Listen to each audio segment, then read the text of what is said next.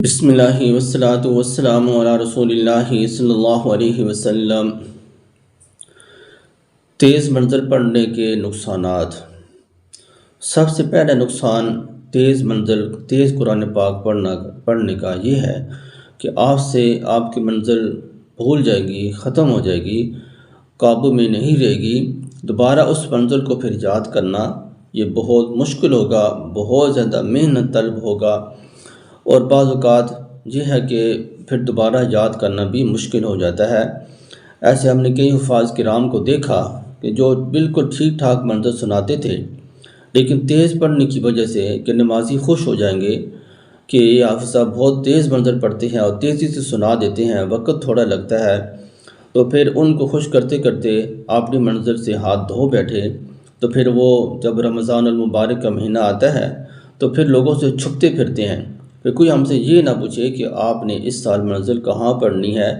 کس کا سنیں گے، کہاں سنائیں گے، تو پھر ان تمام سوالات کا وہ سامنا نہیں کر سکتے۔ اس لیے جب بھی آپ منزل پڑھیں تو ایسا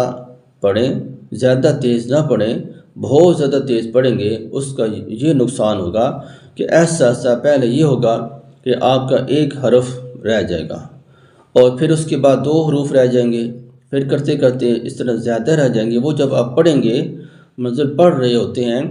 اس وقت وہ حروف آپ کے ذہن میں ہوتے ہیں لیکن زبان پہ نہیں ہوتے، اور آپ یہ سمجھ رہے ہوتے ہیں کہ میں نے یہ تمام حروف کو، تمام کلمات کو پڑھ لیا ہے، لیکن پڑھا نہیں ہوتا۔ تو ایسا کرتے کرتے ایک آیت رہے گی، پھر 2، پھر اس طرح کرتے کرتے زیادہ آپ چھوڑتے جائیں گے، اور پھر حال یہ ہوگا کہ آپ کو سمجھ ہی نہیں آئے گی کہ میں کہاں سے پڑھ رہا ہوں، آگے کیا پڑھنا ہے اور میں نے پیچھے سے کیا پڑھنا ہے۔ پھر آپ خاموش کھڑے ہو جائیں گے۔ تو نمازیوں کو خوش کرنے کی خاطر جب آپ تیز منزل پڑھیں گے تو نمازی تو خوش ہو جائیں گے وقتی طور پر۔ اور یہ بات یاد رکھیں، میرا 18 سال کا تجربہ ہے امامت خطابت کا، نمازیوں میں وفا نہیں ہوتی۔ کوئی اکا دکا کو شاذ و نادر کو اللہ کا ولی ہو، لیکن اکثریت یہ ہے کہ نہ نمازی خوش ہو سکتی ہیں کسی حال میں، نہ ہی نمازیوں میں وفا ہوتی ہے کہ جب آپ پر مشکل وقت آتا ہے وہ آپ کا ساتھ نہیں دیتے، آپ کو بھول جاتے ہیں، اور آپ ان کو خوش کرتے کرتے اپنی منزل کا ستیہ ناش کر دیتے ہیں۔ ہم نے اپنے اساتذہ کرام سے یہ بات اچھی طرح سنی، دیکھی، پھر اپنے تجربے میں یہ بات آئی کہ جو حفاظ کرام تیز منزل پڑھتے ہیں ان کو پھر منزل یاد نہیں رہتی، پھر اس کو دوبارہ یاد کرنا یہ بعض اوقات حفظ کرنے سے بھی زیادہ مشکل ہو جاتا ہے۔ تو اسی کو پھر دوبارہ منزل یاد ہوتی ہے کہ جس کو فکر ہو، کہ حضور نبی کریم صلی اللہ علیہ وآلہ وسلم نے جو سزائیں سنائی ہیں، جو وعیدات سنائی ہیں ان حفاظ کرام کو جو منزل بھول جاتے ہیں، تو ان کا ڈر ہو، آخرت کا اور عذاب کا ڈر ہو، تو پھر وہی حفاظ کرام فکر کر کے، محنت کر کے دوبارہ اپنی منزل کو یاد کرتے ہیں۔ تو اس کے علاوہ جس کو فکر نہ ہو تو دوبارہ اس سٹیج پہ پہنچنا یہ بہت ہی مشکل ہو جاتا ہے۔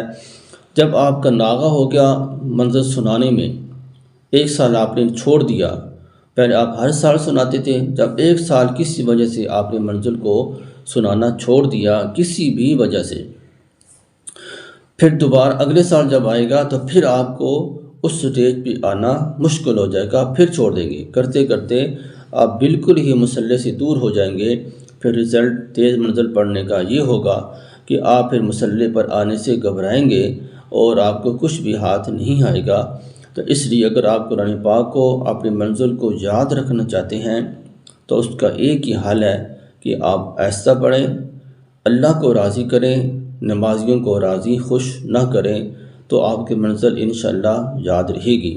دعا کہ اللہ تعالی ہمیں قرآن پاک کی خدمت کرنے کی، قرآن پاک کو یاد کرنے کی اور اللہ کو راضی کرنے کی ہمیں اللہ توفیق عطا فرمائے۔ السلام علیکم ورحمۃ اللہ وبرکاتہ۔